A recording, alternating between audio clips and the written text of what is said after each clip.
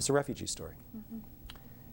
The family decided as a whole that they were better off under German domination than they were under Soviet, so that they should stick around. But Roman thought to himself, no, and he said, they're going to kill us all. They said, no, they're not. 2 o'clock in the morning, he takes his family and gets out. The Germans come in 2 days later. They ask all the people to register, and they shot almost 40,000 people in the head. His entire family was wiped out. So when we talk about refugee stories, it's not that somebody maybe doesn't like the water quality where they're living. These are people who are being tortured, killed, and on a basis, not that you were a criminal being brought to justice, but because somebody thinks you're better off dead. Right. We have an absolute moral responsibility to welcome refugees into this country. Absolutely. Yeah. And you know, our country spends a lot of money on foreign aid and supporting the UN and supporting foreign aid organizations that are supporting refugees overseas. And there's no hope for them to become self-sufficient when they're living in a camp. They become dependent on our aid. But in this country, we support them for about 6 months, and they're working and paying taxes and contributing to our economy. Sure. So it's really a far better strategy. A lot of the people who come here don't know a lot about American life, really. Right. I mean, they've seen a little TV, they've seen a couple magazines, but they come here and maybe they don't really understand allopathic and osteopathic medicine, which would be MDs and DOs, which is like I'm glad you clarified legitimate science-based procedures. Maybe they used another method that was quasi-religious in their country. And they don't know anything about American medicine, so I guess that one of the things you have to teach is explain how American medicine works. Absolutely. All of the people that we bring in collectively go through an intensive orientation, and one of the major things that we do is a medical orientation, and we do take people to the doctor. You know, they have to go through the kids have to go through all the steps my kid did just to go to school. The difference is the kids that we're working with didn't have all the shots, haven't been to a doctor. So there's an added layer of explaining what the doctor's going to do, how it's going to be done, what it means, what does the symptom mean. Yes, you could trust this person. So in the beginning, I think that there's a lot of hand-holding and explaining. One of the stories that can illuminate how different life can be, there's certain parts of Africa where if you go to the hospital, you go into a ward, the patient's on the bed, the family sleeps underneath the bed, and at the foot of the bed they cook the meals. So that just gives you, and they reuse syringes a lot. So it really can be huge cultural barriers that you're bridging.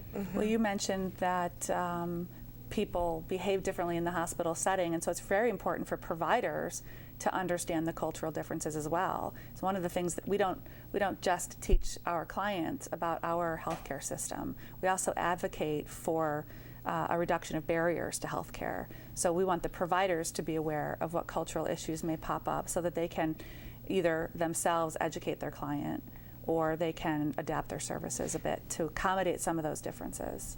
Buffalo is an area of the country that has quite a few immigrants and refugees. Why? Well, I think that Buffalo is considered a secondary migration site. Other larger cities are really expensive, and we have certain things that make us appealing, like our housing. Our housing stock, even though it's old, we still have more housing availability and larger houses to accommodate the larger families that are coming in. So I think that that's one reason. I think another reason is people are resettling in a certain area. And so as agencies, we're working with the different immigrant communities so that they can be empowered to help each other and take what they've learned in some instances from their tribe or their camp and adapt it to what's going on the west side of Buffalo. Why else do you think? Well, let me just say this. More on immigration and refugees here in Buffalo when we come back. We're back with more on immigration and refugees from a healthcare perspective. Question: what is International Institute of America? What is your mission, and how does that tie in to what we're talking about today, which is immigrants and refugees from the healthcare perspective? The International Institute of Buffalo is part of a national network of agencies that provide services to refugees and immigrants. And I think what's unique about our agency is that that's all we do, is work with immigrants and refugees or address international educational issues. So not only do we resettle refugees, but we provide educational services to the community. We provide immigration legal assistance. We provide interpreting and translation services. And we have victim services for domestic violence and human trafficking. So we really specialize in Human trafficking? human trafficking. What does that mean? People are trafficked into our country through force, fraud, or coercion for commercial gain. So that might be a sex slave working in a brothel, or a farm worker who was forced to come here and not offered wages. That's another show. But you know, these are people who would have similar healthcare issues. And so we keep referring to refugee healthcare, but I think what we're talking about is refugee and immigrant healthcare. And there are a lot of people who need assistance who are linguistically and culturally different than mainstream America. And so they would also be part of the people we're talking about treating. You know, obviously if somebody's here against their will, there's a traumatic event that's occurred in their lives, and they may also need specialized assistance medically and from a mental health provider. Do you think the role of the International Institute is misunderstood by the American people? Well, I think that there is a segment of America who doesn't understand that there are such diverse groups of people coming to live here with various needs. So I think there are some people who wouldn't understand the breadth of the services going on. So lack of awareness There is a of the lack of role awareness. of the Institute. And I think there's a lack of awareness of how there's a collaboration based on our agency history and our agency's strengths.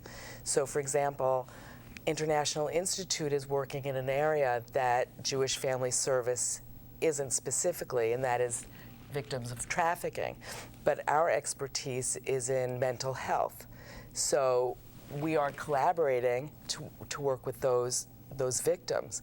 Whereas if I have a challenge with an immigrant and refugee who has a legal issue, who I identify that has been trafficked, I will work with the International Institute on getting the appropriate and legal services that that person may need.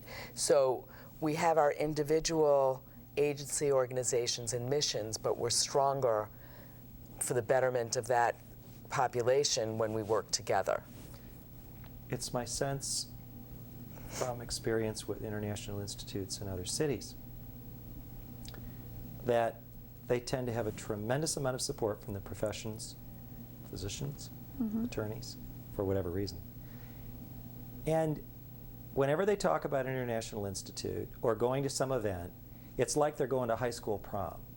I mean, it is not your normal conversation at the normal. It's like, oh, I'm going over to the, you know, they seem to be very excited about International Institute. So there has to be something about what you're doing that really tugs at the heartstrings of a lot of people. And of course, many of the couples that have an immigrant or refugee, only one of them was an immigrant or a refugee, because the other one was already living here. So they're couples, and one came in, one was already here. But what's the emotional feelings that the members of, because you have members, We do there's a have membership members. organization. We do. Yeah, and we're not only a service agency, but we do cultural events, and so there's a little bit of something for everyone in the community. And when people come into our agency, they learn a little bit about what it's like to be an immigrant. So they might imagine what their grandmother went through or what their parents went through. They also learn a lot about the rest of the world. So it's a very experiential place. And So the International Institute, you're not the police. You don't go out and remove illegal aliens from this country. No. You don't turn people in for things. You're not on that side of it. You're not the Border Patrol. Nope. Instead, you're a support organization, so for someone, you're very safe ground for them to go to for help. You just ask that they be illegal here illegally, that's all. For more Medical Matters television shows, go online to medicalmatters.tv.